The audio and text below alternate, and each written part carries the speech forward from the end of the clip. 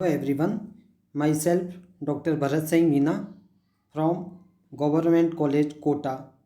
Today discuss about coordination compounds. Previous lecture में हमने coordination compound के अंतर्गत valence bond theory of transition metal complexes के बारे में डिस्कस किया था।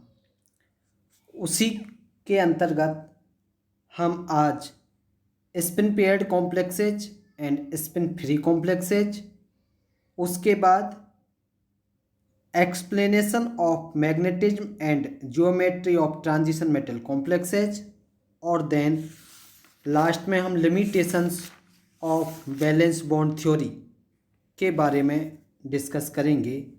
तो आइए सबसे पहले हम आज spin paired complexes and spin free complexes या कहें चक्रण युग्मित संकुल व चक्रण मुक्त संकुल किसे कहते हैं, ये कब बनते हैं और इसके कौन कौन से उदाहरण हैं। तो हम सबसे पहले पढ़ते हैं spin paired complexes. Complex compound बनते समय मेटल एटम या आयन हाइब्रिडाइजेशन में किन किन ऑर्बिटल्स का यूज करते हैं, उसके बिहाफ पर कॉम्प्लेक्स कंपाउंड में मुख्य रूप से दो प्रकार के ये चक्रण होते हैं। एक तो होता है लो स्पिन जिसे कहें चक्रण युग्मित या स्पिन पेयर्ड, और दूसरा होता है हाई स्पिन जिसे कहें हम चक्रण मुक्त या स्पिन फ्री कॉम्प्लेक्सेज। अब चक्रण फ्री किस में होगा और कब होगा, तो जो संकुल धातु आयन या परमाणु के भीतर के डी ऑर्बिटल्स या हम कहें n-d ऑर्बिटल्स के उपयोग द्वारा बनते हैं, उन्हें हम इनर्ट ऑर्बिटल कॉम्प्लेक्स या आंतरिक कक्षक संकुल कहते हैं। क्योंकि इन कॉम्प्लेक्सेज के बनने में डी कक्षकों में इलेक्ट्रॉन का क्या हो रहा है, पेयरिंग हो रही है, युग्मन हो रहा है, और अयुग्मित इलेक्ट्रॉन की संख्या जब युग्मन होगा तो अयुग्मित इलेक्ट्रॉन की संख्या क्या हो जाएगी, कम हो जाएगी। इसीलिए नाइहोम नामक साइंटिस्ट ने इन्हें स्पिन पेयर्ड कॉम्प्लेक्स कहा, जबकि एक अन्य दूसरे साइंटिस्ट ऑर्गेल ने इनका नामकरण लो स्पिन कॉम्प्लेक्स दिया। अब हम इसके उदाहरण देखते हैं कि लो स्पिन कॉम्प्लेक्स किस किस कॉम्प्लेक्स के अंदर पाया जाता है। तो इसके कुछ उदाहरण हैं, ध्यान से देखें। उसमें सबसे पहला है K3FeCN का होल 6, इसमें लो स्पिन कॉम्प्लेक्स पाया जाएगा। इसी प्रकार से एक अन्य दूसरा उदाहरण है K4FeCN का होल 6। इसी प्रकार से ये अन्य उदाहरण K3CONO2 का होल 6, CONH3 का होल 6 Cl3, PTNH3 का होल 6 Cl4, ये सभी लो स्पिन कॉम्प्लेक्सेज के एग्जाम्पल हैं।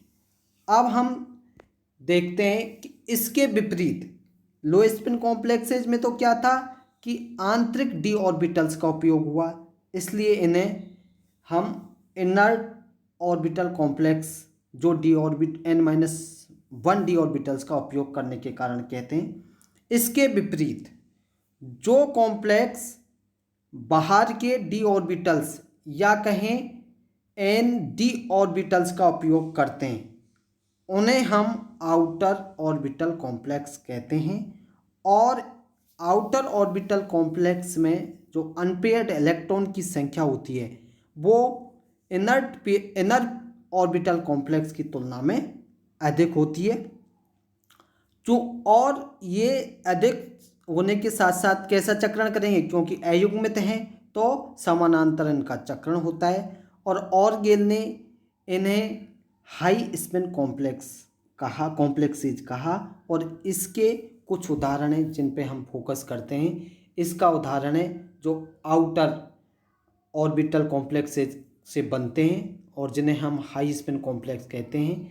ये है K3F6, यहाँ ध्यान दें, ये सारे के सारे F6 आपका कैसा है, वीक लिगेंड है। इसी प्रकार से CONH3 का होल 6 Cl2, FeH2 का होल 6 Cl2, Cu NH3 का होल 6Cl, FeCl, FeNH3 का होल 6Cl, ये सब हाई स्पिन कॉम्प्लेक्सेज के उदाहरण हैं। वो कॉम्प्लेक्स हैं जिनके अंदर हाई स्पिन कॉम्प्लेक्स पाया जाएगा।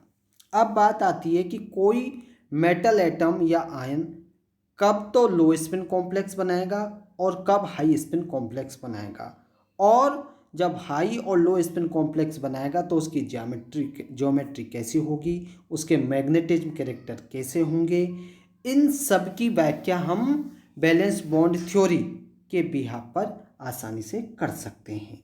तो उसमें सबसे पहला हमारा उदाहरण है, इसकी हेडिंग देखिए, इसका है संयोजकता बंध सिद्धांत के आधार पर संक्रमण धातु संकुलों के चुंबकत्व व तथा ज्यामिति की व्याख्या, या कहें हम explanation of magnetism and geometry of transition metal complexes. आइए इसके अंदर सबसे पहला हम उदाहरण लेते हैं, पोटेशियम फेरोसाइनाइड K4FeCN का होल 6। यहाँ पर आप देखिए Fe क्या है आपका सेंट्रल मेटल है, और Cn यहाँ पर क्या है आपका लिगेंड है। तो इसमें देखेंगे कि जो Fe है, चूंकि हमें पता है कि जो Fe उदासीन परमाणु का जो एटॉमिक नंबर है वो होता है 26, और जब 26 होगा तो इसका इलेक्ट्रॉनिक कॉन्फ़िगरेशन होगा 1s2 2s2 2p6 3s2 3p6 3d6 and 4s2। अब चूंकि ये Fe2+ है, कौन सा है Fe2+ होने की वजह से, क्यों Fe2+ क्यों है, क्योंकि पोटेशियम के यहाँ कितने हैं 4 और Cn के कितने हैं 6। चूंकि Cn एक लिगेंड पर माइनस चार्ज होता है, ऋणायन लिगेंड है, ये पोटेशियम के +4 हो गए, तो नेचुरल है कि 6 माइनस के हैं 4 प्लस के हैं, तो इस पर निश्चित रूप से +2 ऑक्सीडेशन स्टेट में Fe है। तो Fe का जो इलेक्ट्रॉनिक कॉन्फ़िगरेशन था उदासीन अवस्था में, वहाँ तो लास्ट में 4s2 था, लेकिन Fe2+ होने के कारण प्लस आवेश जब आता है जब इलेक्ट्रॉन उस एटम के से बाहर निकल जाते हैं। तो Fe2+ होने के कारण इसका आउटर मोस्ट शेल का इलेक्ट्रॉनिक कॉन्फ़िगरेशन बचेगा, क्योंकि 4s2 में से 2 इलेक्ट्रॉन चले जाएंगे तो 3d6। आप यहाँ देखेंगे ध्यान से, ये Fe जब उदासीन परमाणु था तब इसका इलेक्ट्रॉनिक विन्यास था, और इस प्रकार से ये 3d 4s और 4p ऑर्बिटल्स के अंदर इनका व्यवस्था थी। और इसी प्रकार से Fe2+ में अगर देखेंगे तो 2 इलेक्ट्रॉन 4s2 के निकलने के कारण यहाँ पर इन इलेक्ट्रॉन का जो अरेंजमेंट हुआ वो इस प्रकार से हुआ। अब चूंकि Cn लिगेंड है और लिगेंड कितने हैं 6 लिगेंड है, तो 6 लिगेंड के लिए कितने वैकेंट ऑर्बिटल्स की आवश्यकता पड़ेगी, यहाँ पर 6 ऑर्बिटल्स की। तो पेयरिंग होने के कारण इसके जो Fe2+ के थे अयुग्मित इलेक्ट्रॉन उनकी पेयरिंग हो गई, और पेयरिंग होने के कारण 3d में 2 एटॉमिक ऑर्बिटल्स खाली हो गए, और इसी प्रकार से 4s भी पहले ही खाली हो चुका था और 4p, तो 3 4p के, 1 s का और 2 d के। चूंकि अंदर के d ऑर्बिटल्स या n-d ऑर्बिटल्स का उपयोग हो रहा है, इसलिए इसका जो हाइब्रिडाइजेशन होगा वो d2sp3 होगा। आप यहाँ पर देखें, और जो लिगेंड हैं वो इन सभी वैकेंट ऑर्बिटल्स के साथ कोऑर्डिनेशन कंपाउंड के रूप में जुड़ जाएंगे, और इस प्रकार से फेरोसाइनाइड संकुल का इलेक्ट्रॉनिक विन्यास आपको दिखाई दे रहा है। और इसी प्रकार से अगर इसकी अष्टफल की आप संरचना देखेंगे FeCN का होल 6 4- की, तो चूंकि Cn पर कितना चार्ज था आपका -1 होता है एक Cn पर, या टोटल 6 Cn है, और Fe+2 ऑक्सीडेशन स्टेट में है, तो यहाँ पर FeCN के होल 6 पर -4 आवेश आएगा, और इसकी अष्टफल की संरचना इस प्रकार से आपको दिखाई देगी, और 4- आवेश ये आपको दिखाई दे रहा है। तो इस प्रकार से अगर आप देखेंगे तो इनमें +3 ऑक्सीडेशन स्टेट, और यहाँ पर ऑक्सीडेशन स्टेट थी Fe की +2 ऑक्सीडेशन स्टेट थी। ठीक इसी प्रकार से एक अन्य उदाहरण भी आप देख सकते हैं। उसका उदाहरण है पोटेशियम हेक्साफ्लोरोफेरेट फेरेट क्यों है? क्योंकि पहले हम पढ़ चुके हैं कि अगर ऋणायन लिगेंड आएगा तो उस पर लास्ट में 8 जुड़ेगा, और पोटेशियम जो धनायन होते हैं उनकी संख्या काउंट नहीं होती, इसलिए पोटेशियम। और लिगेंड कितने? 6, इसलिए हेक्सा फ्लोरोफेरेट। और चूंकि इस पर भी -1 आवेश होता है एक फ्लोराइड पर, टोटल 6 तो 6 माइनस हो गए, पोटेशियम के +3, तो Fe पर +3 ऑक्सीडेशन स्टेट बचेगी। और चूंकि यहाँ ये कैसे संकुल का उदाहरण है? ये हाई स्पिन संकुल का उदाहरण है, और इसमें आयरन की जो ऑक्सीडेशन स्टेट है वो +3 अवस्था में है। इसकी तुलना अगर हम K3FeCN के होल 6 से करें तो वहाँ पर अगर देखेंगे Fe3+ आयन के साथ CN लिगेंड जुड़ा हुआ था, और यहाँ पर Fe के साथ कौन सा लिगेंड जुड़ा हुआ है? आपका F लिगेंड जुड़ा हुआ है। क्योंकि दोनों ही लिगेंडों में बहुत अंतर है, जो F तो आपका वीक लिगेंड है और CN आपका कैसा लिगेंड है? स्ट्रॉन्ग लिगेंड है। तो आप देखेंगे कि इस वीक लिगेंड होने के कारण यहाँ पर जो आपकी अयुग्मित इलेक्ट्रॉन है वो अयुग्मित इलेक्ट्रॉन की संख्या कितनी रहेगी? यहाँ पर पेयरिंग नहीं होगी, और पेयरिंग नहीं होने के कारण 5 अयुग्मित इलेक्ट्रॉन इसमें दिखाई देंगे। आप देखें Fe3+ है, Fe3+, और चूंकि ये लिगेंड आपका कैसा था? वीक लिगेंड है, वीक लिगेंड के कारण पेयरिंग नहीं हुई, अयुग्मित इलेक्ट्रॉन बचे हुए हैं, और अयुग्मित इलेक्ट्रॉन बचे होने की स्थिति में आप देखेंगे कि जो F6 लिगेंड है वो किस किस के साथ आपका यहाँ पर उपसे संयोजक बंध बनाएगा?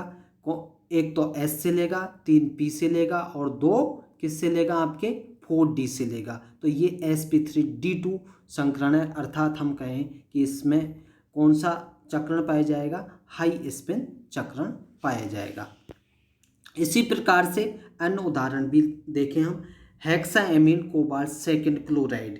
हेक्साएमीन कोबाल्ट सेकेंड क्लोराइड में आप देखेंगे कि जो कोबाल्ट है उसकी ऑक्सीडेशन स्टेट कितनी है?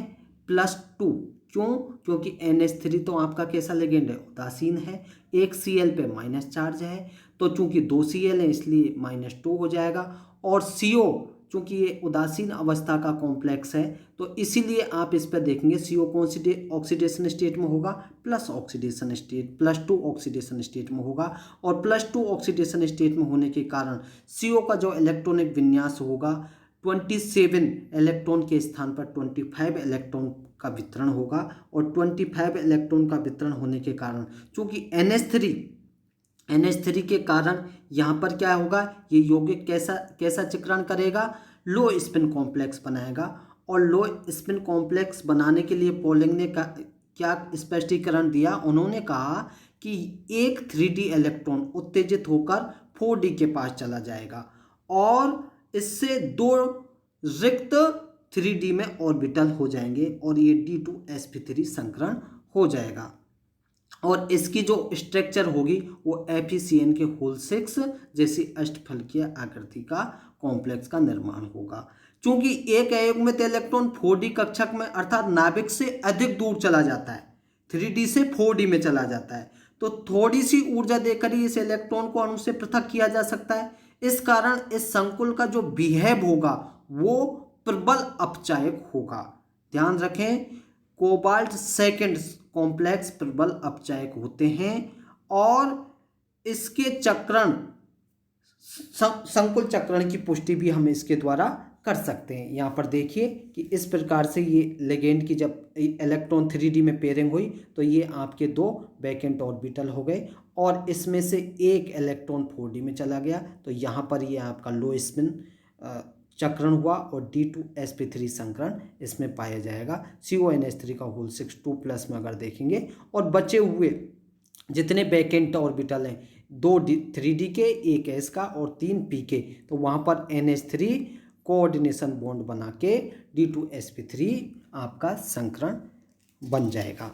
इसी प्रकार से आप अन्य उदाहरण अगर देखेंगे तो आपका नेक्स्ट उदाहरण है tetraammine nickel second sulphate. Tetraammine मतलब 4 एमीन हैं, निकिल कि ऑक्सीडेशन स्टेट सेकंड है और ये सल्फेट है। चूँकि निकल का उदासीन अवस्था में जो एटॉमिक नंबर है वो 28 है और 28 इलेक्ट्रॉन का कॉन्फ़िगरेशन इस प्रकार से होता है। अब चूँकि निकल 2+ है इसलिए इसमें 2 इलेक्ट्रॉन निकल जाएंगे और यहाँ पर क्या हुआ आपका 2 इलेक्ट्रॉन निकलने से 4s ऑर्बिटल वैकेंट हो गया और 4s ऑर्बिटल वैकेंट होने के कारण NH3 के कितने लिगेंड हैं 4। तो यहाँ पर जो संकरण होगा वो कौन सा होगा sp3 संकरण होगा और sp3 संकरण के लिए NH3 के चारों लिगेंड एक s और 3p ऑर्बिटल के बैकेंड से कोऑर्डिनेशन बॉन्ड बना लेंगे। और इस प्रकार से यहाँ पर देखेंगे कि इसका जो व्यवहार होगा वो कैसा होगा, +2 ऑक्सीडेशन स्टेट में इसका व्यवहार प्रतिचुंबकीय होगा। इसमें एक भी अयुग्मित इलेक्ट्रॉन नहीं होगा, सॉरी, इसका जो व्यवहार होगा वो कैसा होगा, निकल सेकेंड ऑक्सीडेशन स्टेट में यहाँ पर टेट्राएमीन की अपन अगर बात करें तो इसकी +2 ऑक्सीडेशन स्टेट है और इसका जो कोऑर्डिनेशन नंबर है वो कितना है 4 है।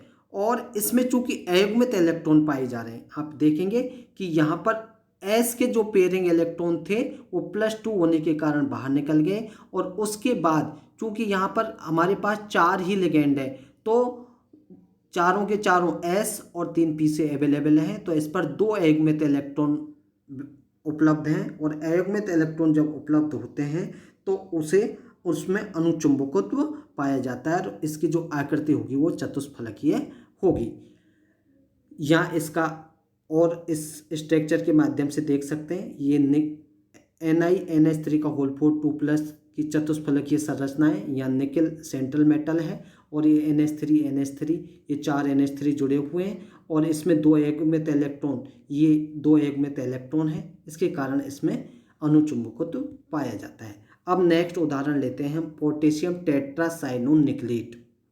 या पोटेशियम चूंकि धनायन की कोई संख्या काउंट नहीं होती इसलिए पोटेशियम पहले पोटेशियम और CN का होल 4 टेट्रासाइनो मतलब 4 साइनाइड हैं और निकलेट क्योंकि ये ऋणायन लिगेंड है इसलिए ये सेंट्रल मेटल है, इसको लास्ट में 8 लगाएंगे तो पोटेशियम टेट्रासाइनोनिकलेट। अब यहाँ पर भी देखेंगे कि जो Ni है उसकी ऑक्सीडेशन नंबर कितनी है 2 है। 2 ऑक्सीडेशन स्टेट होने के कारण इसमें से भी 2 इलेक्ट्रॉन निकल जाएंगे और 2 इलेक्ट्रॉन निकलने के कारण यहाँ जब इसका इलेक्ट्रॉनिक कॉन्फ़िगरेशन आप देखेंगे तो इस प्रकार से होगा। Ni2+ का देखिए Ni2+ का इलेक्ट्रॉन निकलने के बाद यहाँ पर 3D के अंदर 2 अयुग्मित इलेक्ट्रॉन है 4s और 4p वैकेंट है, लेकिन CN कैसा है स्ट्रॉन्ग लिगेंड है। स्ट्रॉन्ग लिगेंड होने के कारण 3D की क्या हो जाएगी पेयरिंग हो जाएगी इलेक्ट्रॉन की और पेयरिंग होने के कारण इसमें भी एक वैकेंट ऑर्बिटल अवेलेबल हो जाएगा। और हमारे पास टोटल कितने साइनाइड लिगेंड हैं 4, तो हमें कितने वैकेंट ऑर्बिटल्स की आवश्यकता पड़ेगी 4।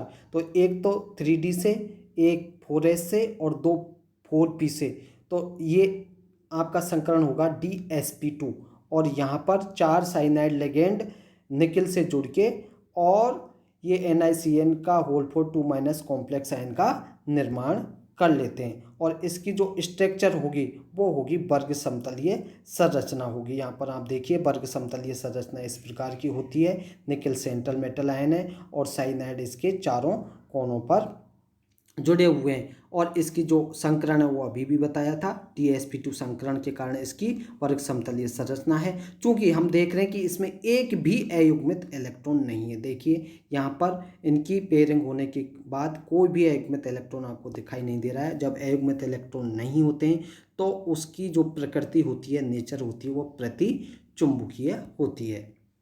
अब नेक्स्ट एग्जाम्पल है आपका NiCl4 2-। अब यहाँ पर भी निकल कौन सी ऑक्सीडेशन स्टेट में +2 क्योंकि Cl कितने 4, तो 4 पे 4- हो गए तो यहाँ पर टोटल आवेश कितना बचा 2-। इसका मतलब निकल +2 ऑक्सीडेशन स्टेट में है और इसका जो अगर इलेक्ट्रॉनिक विन्यास देखेंगे तो D8 विन्यास होगा। लेकिन Cl कैसे लिगेंड है, दुर्बल लिगेंड है। दुर्बल लिगेंड होने के कारण D इलेक्ट्रॉन का युग्मन नहीं होगा और sp3 संकरण में एक चतुष्फलकीय कॉम्प्लेक्स बनेगा।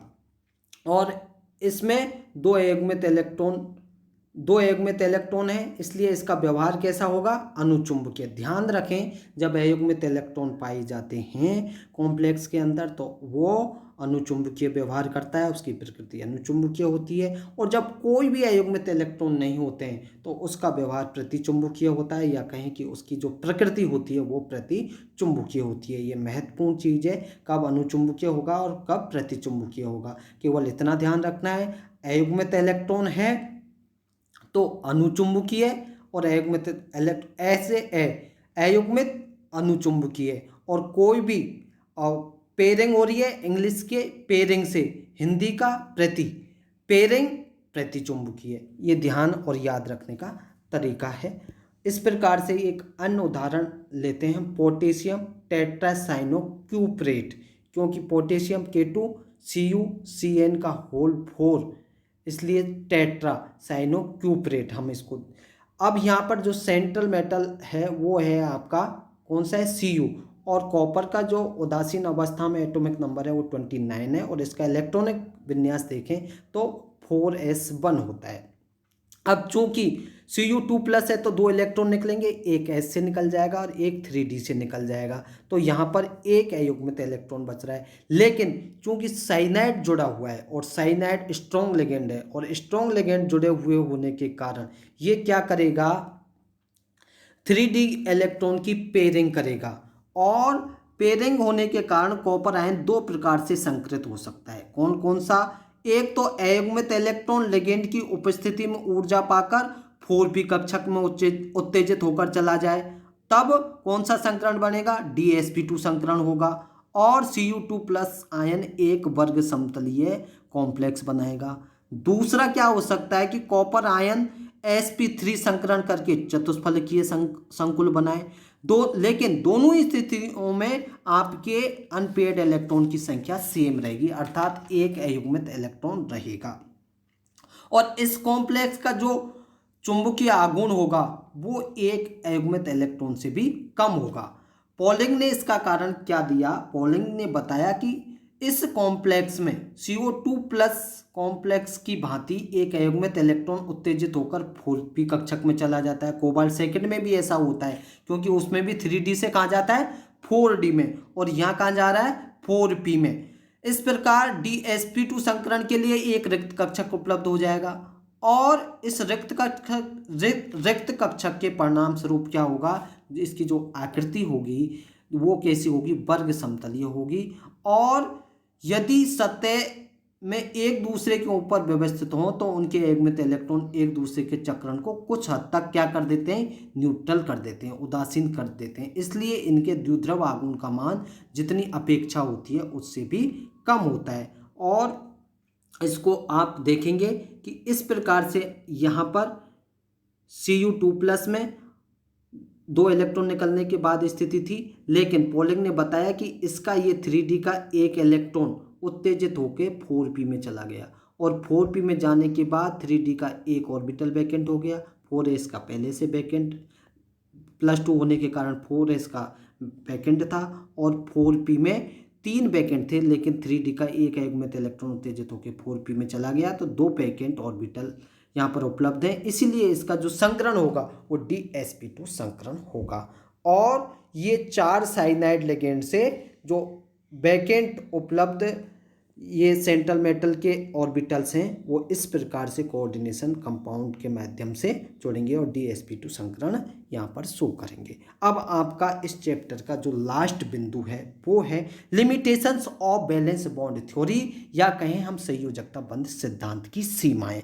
क्या सीमाएं थी, कितनी लिमिटेशंस है, और उसके बाद किन किन बिंदुओं पर इसका असंभवता दिखाई दी, उसमें हम अगर बात करें, यह सिद्धांत हालांकि संकुलों के बनने, उनके चुंबकीय गुणों, ज्यामिति आदि की व्याख्या करने में काफ़ी सफल रहा, लेकिन इसके बाद भी इसकी कुछ लिमिटेशंस हैं, और जिनकी वजह से इस नियम का अब केवल आप देखेंगे ऐतिहासिक महत्व भी अधिक रहा है। और अब इसके प्रेजेंट टाइम में जो ट्रांजिशन मेटल्स के कॉम्प्लेक्सेज के बिहेव की व्याख्या के सिद्धांत का ज़्यादा उपयोग नहीं है, और इसकी जो प्रिंसिपल्स हैं वो क्या क्या प्रिंसिपल्स हैं, उसमें पहला है लिमिटेशंस। इस सिद्धांत की कुछ प्रमुख सीमाएं कौन कौन सी हैं, उसमें पहला है लगभग सभी संक्रमण धातुओं के कॉम्प्लेक्स सॉल्यूशन में कलर्ड आयन मुक्त करते हैं। इसकी व्याख्या वैलेंस बॉन्ड थ्योरी के आधार पर संभव नहीं है। जब इनसे पूछा गया तो ये इसको एक्सप्लेन करने में असक्षम रहे या एक्सप्लेन नहीं कर पाए। दूसरा बिंदु है, इस सिद्धांत के आधार पर इस बात की स्पष्ट व्याख्या नहीं की जा सकती कि धातु आयन आंतरिक कक्षक संकुल कब बनाएंगे और बाह्य कक्षक संकुल कब बनाएंगे। बिल्कुल सही बात है कि इस सिद्धांत में ये पता एग्जैक्ट नहीं लगता कि कब इनर ऑर्बिटल कॉम्प्लेक्स बनेंगे और कब आउटर ऑर्बिटल कॉम्प्लेक्स बनेंगे। तीसरा इसका जो लिमिटेशंस का बिंदु है, पॉइंट है, वो है कि डिफरेंट कॉम्प्लेक्सेज के मैग्नेटिज्म कैरेक्टर की जो मात्रात्मक व्याख्या है इस सिद्धांत के आधार पर नहीं की जा सकती।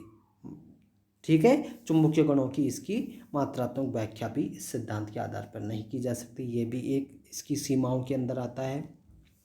चौथा इसका बिंदु है, कई कॉम्प्लेक्स की ज्यामिति कैसी होती है, डिस्टोर्टेड, विकृत होती है, और बैलेंस बॉन्ड थ्योरी या संयोजकता सिद्धांत तो इसका कारण बताने में असमर्थ है। पांचवा जो लिमिटेशंस है वो है कि कोबाल्ट सेकंड और कॉपर सेकंड, जैसा आपने अभी मैंने उदाहरण बताए थे उनमें ये समझाया था, दोनों की ज्यामिति को समझाने के लिए इस सिद्धांत के अनुसार यह व्याख्या दी जाती है कि एक अयोग्यित इलेक्ट्रॉन उच्च ऊर्जा स्तर में जाता है। CO सेकंड में देखा 3D से 4D में चला गया, और CU सेकंड के अंदर देखा आपने 3D से कहाँ गया था, 4P में जा रहा है। लेकिन चूंकि हायर एनर्जी वाले ऑर्बिटल्स में जा रहे हैं तो ऐसा आप लेकिन उत्तेजित हो जाते हैं, लेकिन ऐसा होने पर दोनों कॉम्प्लेक्स में समान अपचायक गुण नहीं होते। CO सेकंड कैसा था, प्रबल अपचायक था, जबकि CU सेकंड का ऐसा प्रबल अपचायकता नहीं होती है, जबकि CO सेकंड की बहुत अधिक है। इसका स्पष्टीकरण भी इस सिद्धांत के आधार पर पॉसिबल नहीं है। छठवां जो इसका लिमिटेशंस का बिंदु है कि जब CO सेकंड और CU सेकंड कॉम्प्लेक्सेज में 3D से 4D और 4P में इलेक्ट्रॉन मूव करता है तो इतनी आवश्यक एनर्जी कहाँ से उपलब्ध हो जाती है, कैसे इनको मिल जाती है। इस